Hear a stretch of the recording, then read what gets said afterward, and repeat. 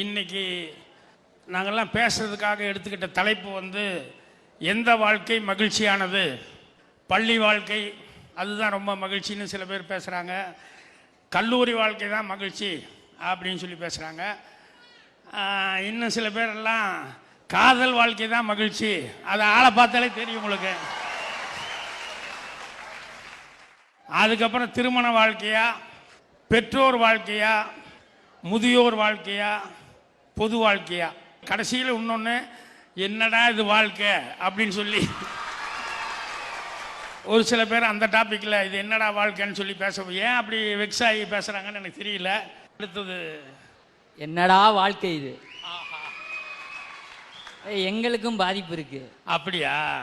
இந்த நாட்டுல நெல்லு அரிசியா மாறுது, அரிசி மாவா மாறுது, மாவு இட்லியா மாறுது, கோதுமை அல்வாவா மாறுது, இரும்பு அருவாவா மாறுது. 5 வருஷத்துக்கு ஒரு தடக்க ஆட்சியே மாறுது.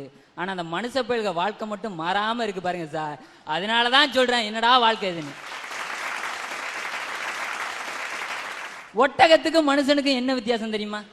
ஒட்டகம் நினைச்சிச்சுன்னா 7 நாளைக்கு தண்ணியே குடிக்காம வேலை பார்க்கும்.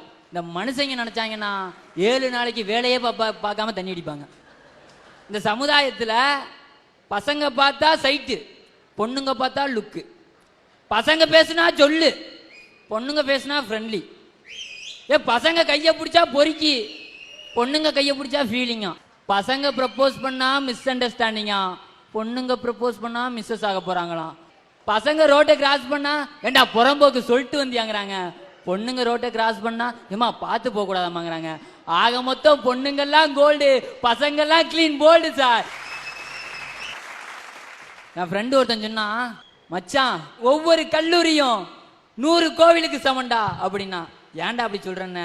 ஆமாண்டா, 100 கோவில வர ஃபிகரை விட ஒரு காலேஜில் அதிகமா வராங்களா. என் அண்ணன் பையன் 7ஆவதான் படிக்கிறான். திருக்குறள் புத்தகத்துல அஜித் போட்டோ வச்சிருந்தான். நான் கூப்பிட்டேன், ஏண்டா படிக்கிற வயசுல திருவள்ளுவர் புத்தகத்துல அஜித் போட்டோ வச்சிருக்கியடா, இது நியாயமானு கேட்டேன். அவன் சொன்னான், சித்தப்பா உனக்கு விவரம் பத்தாது, திருவள்ளுவருக்கு பிடிச்ச நடிகரே அஜித் தான், என்னடா சொல்றேன்னு. அவன் சொன்னான், செல்வத்துள் செல்வம் செவிச்செல்வம் மச்செல்வம் செல்வத்துள் எல்லாம் தலை அப்படின்னு சொல்லியிருக்காருல. என்னாச்சு, இந்த நாட்டில் 59,800 கிராமங்கள் இருக்கிறது, 619 மாவட்டங்கள் இருக்கிறது, 6,400 ஜாதி இருக்கு, 1,618 மொழிகள் பேசப்படுது. இனத்தாலையும் மொழியாலையும் வேறுபட்டு கிடக்கிற மக்கள்கிட்ட என்னுடைய இளைஞன் கல்வியை ஒரே வரியில சொன்னான். எப்படி சொன்னான் தெரியுமா? மக்காயல்ல மக்காயல்ல காயுமாயுபா, மக்காயல்ல மக்காயல்ல. என்ன தப்புன்னு கேட்கிறேன். நீங்க இந்த பாட்டை பாக்குற விதத்துல தாங்க இருக்கு. இந்த மாக்காயலாங்கிற வரியை எடுத்துக்கிட்டீங்கன்னா அதுல கலாங்கிற ஒரு பொண்ணோட பேர் ஒளிஞ்சிருக்கு. இன்னும் அலசி ஆராய்ஞ்சு பாத்தீங்கன்னா மகாங்கிற இன்னொரு பொண்ணோட பேரும் ஒளிஞ்சிருக்கு. மகா என்றால் மகாலட்சுமி என்று அர்த்தம், கலா என்றால் சரஸ்வதி என்று அர்த்தம், சரஸ்வதினா கல்வின்னு அர்த்தம். கற்க கசடர கற்பவை கற்றபின் நிற்க அதற்கு தகனு உலக பொதுமுறையில் சொன்னதை ஆளு ஒரே வேலை சொல்லிட்டு போயிருக்கான். என்ன தப்புன்னு கேட்கிறேன். தம்பி, உண்மையிலே வள்ளுவர் இருந்தாருன்னு வச்சுங்கப்ப சத்தியமா தூக்கு மாட்டி செத்து போயிருப்பான்.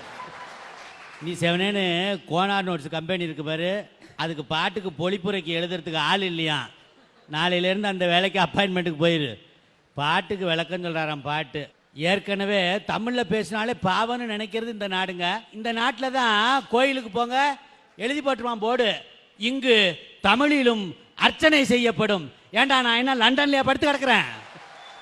லண்டன்ல இந்த போர்டு இருந்துச்சுன்னா ரைட்டுங்களா, இங்கே எழுதி வச்சிருக்கிறிய கேட்டா அது தேவ பாஷையா. யாரையும் புண்படுத்தணுங்கிறது என்ன நோக்கம் இல்லைங்க. தமிழ்நாட்டில் இருக்கக்கூடிய கடவுளுக்கு தமிழிலே பேசினால் தெரியாது என்றால் அந்த கடவுள் இங்கே எதற்கு?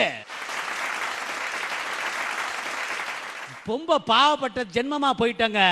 ஈரோடு தமிழன்பன் அழகா தமிழை பத்தி ஒரு கேள்வி எழுதினார். தமிழை பத்தி, தமிழால் எல்லாம் முடியும், ஆனால் தமிழனால் எதுவுமே முடியாது. தமிழ் செய்த பெரும் பாவம் அது தமிழனுக்கு தாய்மொழியாய் வாய்த்ததேன்னா. இப்படி தமிழை கொண்டுகிட்டு இருக்கிற காலகட்டத்தில் நீயும் சேர்ந்து கொள்றிய. என்னதான் இருந்தாலும் நாமெல்லாம் தமிழர்கள்ங்கிறத மனசுல வச்சுக்கோங்க. இன்னைக்கு எப்படி தெரியுமா உலகம் போகுது? ஆங்கிலத்திலே பேசினால் குருவாக பார்க்கிறார்கள், தமிழிலே பேசினால் குரு குருவென்று பார்க்கிறார்கள். அம்மா அப்பா என்றால் அந்நியமாக பார்க்கிறார்கள். மம்மி டாடி என்றால் கண்ணியமாக பார்க்கிறார்கள். எங்க போய் சொல்றது இந்த வேதனைய? நீங்களும் கொல்லாதீங்கப்பா சேர்ந்து. சார் ஒரு நிமிஷம். மிக துல்லியமாக சொன்னால் உலகத்திலே 3562 மொழிகள் இருக்கிறது. அதில் இந்தியாவில் மட்டும் 1600 மொழிகள் இருக்கிறது. இந்த 3562 மொழிகளிலே இந்த உலகத்திலே 6 மொழி மட்டும்தான் செம்மொழியாக இருக்கிறது. அந்த 6 மொழிகளிலே ஒரு மொழி நம் தமிழ் மொழியாகவும் இருக்கிறது. அந்த பெருமையை ஒத்துக்கணும்ல. தமிழ் மொழி இருக்கிறது அப்படிங்கிறது சந்தோஷம். இருந்தது அப்படின்னு வராம இருக்கணுங்கிறதுக்கு தான் நான் பேசினேன். மொழி செம்மொழின்னு அறிவிச்சுட்டா போருமாமா, அதை காப்பதற்குரிய வழிகளை செய்யலைங்கிறதா என்னுடைய வேதனை.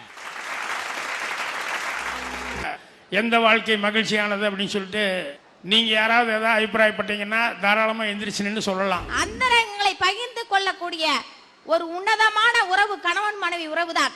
ஏன்னா இன்னைக்கு நான் 16 வயதுல கல்யாணம் ஆனிச்சு, இன்னைக்கு 50 வயசாகுது. எனக்கு திருமண வாழ்க்கையை அனுபவித்து சொல்லி இன்னைக்கு இந்த இடத்துல நான் நின்று பேசுறேன்னா அதுக்கு காரணமே என் கணவன் தான். எனக்கு 2 வருஷத்துக்கு முன்னாடி தலையில மூளை பாதிக்கப்பட்டு பேசிட்டு இருக்கப்பே மயக்கப்பட்டு விழுந்துருவேன். இன்னைக்கு 8 லட்சம் ரூபாய் செலவு பண்ணி என்னை காப்பாற்றி இந்த இடத்துல கை கால் இழுத்துக்காம வச்சிருக்காங்க என் புருஷன் ஐயா. வேற எத்தனை அண்ணன் தங்கச்சி அத்தனை பேர் விடுங்க, எல்லாரும் செலவு பண்ணுவாங்களா? நிச்சயமா மாட்டாங்க. என்னை பொறுத்தவரை பெற்றோர் வாழ்க்கை தான் சிறந்ததுன்னு சொல்வேன். ஏன்னா நமக்காக தியாகம் செய்யறதும் அவங்க தான், நமக்கு சுதந்திரம் கொடுக்கறதும் அவங்க தான், அந்த சுதந்திரத்தை எப்படி கட்டுப்பாட்டுக்குள்ள வச்சுக்கிறதும் சொல்லி தரது அவங்க தான். எங்க அப்பாவும் அம்மாவும் ரொம்ப ஏழை குடும்பத்துல இருந்து திருமணம் செஞ்சு வந்தவங்க. அவங்க ஒரு நாளைக்கு ஒரு நேரம் தான் சாப்பாடு சாப்பிடுவாங்க, மீது 2 நேரமும் வரக்காப்பியை குடிச்சுதான் வளர்ந்தேன்னு சொல்லுவாங்க. எல்லா குடும்பத்திலையும் போலீஸ்க்கு பொம்பளை பிள்ளைங்களை அனுப்புறனாவே ஐயோ போலீஸா, அதுவும் பொம்பளை பிள்ளையா, வேணவே வேணான்னு சொல்லுவாங்க. எங்க அக்கா 2வது அக்கா 12வது முடிச்சாங்க, காலேஜும் முடிச்சாங்க. எனக்கு போலீஸ் ஆகணும்னு ஆர்வம் இருக்குப்பா அப்படின்னு எங்க அப்பாட்ட சொன்னாங்க. எங்க அப்பா இருந்துட்டு உனக்கு உண்மையாலுமே ஆர்வம் இருக்கான்னு கேட்டாங்க. 100க்கு 100% எனக்கு போலீஸ் ஆகணும் தான் ஆசைனாங்க. எத்தனையோ எதிர்ப்பு வந்துச்சு, இந்த பொண்ணை போலீஸ் அனுப்ப வேணாம், ஏன்னா பொம்பளை பிள்ளை போலீஸா என்ன பண்ண போகுது, கல்யாணம் பண்ணி கொடுத்தா கூட பிரச்சனை தான் வருனாங்க. என் பொண்ணுக்கு அதுல சந்தோஷம் இருக்குது, என் பொண்ணோட சந்தோஷம் தான் முக்கியம்னு சொல்லி இன்னைக்கு எங்க அக்காவை ஒரு போலீஸா அனுப்பியிருக்காங்க. சென்னையில இப்போ எங்க அக்கா போலீஸா இருக்காங்க அப்படின்னா எங்க அப்பா அம்மாவா மட்டும்தான் சார் காரணம். எத்தனையோ எதிர்ப்பு வந்தாலும் அந்த எதிர்ப்புகளுக்கெல்லாம் முன் உதாரணமா இருந்து இன்னைக்கு போலீஸா ஆகியிருக்காங்கன்னா அவங்க மட்டும்தான்.